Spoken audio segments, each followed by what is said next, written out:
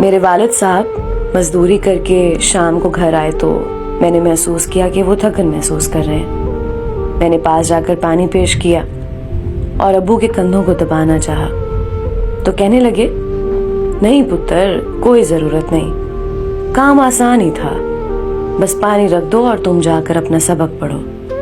میں ابو کے کہنے پر دوسرے کمرے میں چلی گئی اور امی سے کہا کہ امی ابو کا خیال رکھا کریں، آپ تو انہیں بالکل ہی نہیں پوچھتی، جیسے وہ صرف پیسہ کمانے والی مشین ہے۔ امی نے منہ چڑھایا اور کہنے لگیں، تو میں کون سا گھر میں فارغ رہتی ہوں، میں بھی تھک جاتی ہوں اور سارے مرد پیسہ ہی تو کماتے ہیں، تیرے باپ نے کوئی انجینئرنگ تھوڑی کر رکھی ہے جو گھر بیٹھے کام کر سکتا ہے۔ میں امی کی بات سن کر حیران ہو کر اپنے کمرے میں چلی گئی اور سوچنے لگی کہ میرے گھر میں جو کھانے پینے کا سامان آتا ہے وہ ایک ایسا شخص لاتا ہے جس نے کبھی تھکن محسوس نہیں کی، اور اس کی بیوی اسے پانی دینے کو تیار نہیں۔ مجھ سے رہا نہ گیا، میں ابو کے کمرے میں گئی۔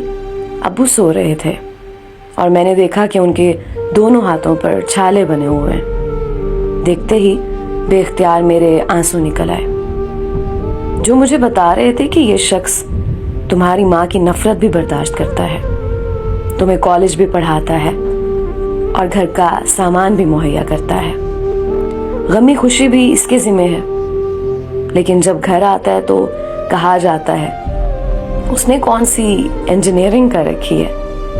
وہ میری ماں ہے، میں ان کو صرف سمجھا سکتی ہوں، ان کی گستاخی نہیں کر سکتی، لیکن یاد رکھیں باپ ہمیشہ گھنے سائے جیسا ہوتا ہے۔ اگر ماں کے قدموں تلے جنت ہے تو نبی کریم صلی اللہ علیہ وآلہ وسلم نے فرمایا کہ باپ اس جنت کا دروازہ ہے۔ اپنے جیتے جی والدین کی خوشی کا باعث بن جائیں، ان کی عزت کا خیال رکھیں، مرنے کے بعد آپ کے آنسو ان کے کسی کام نہیں آئیں گے۔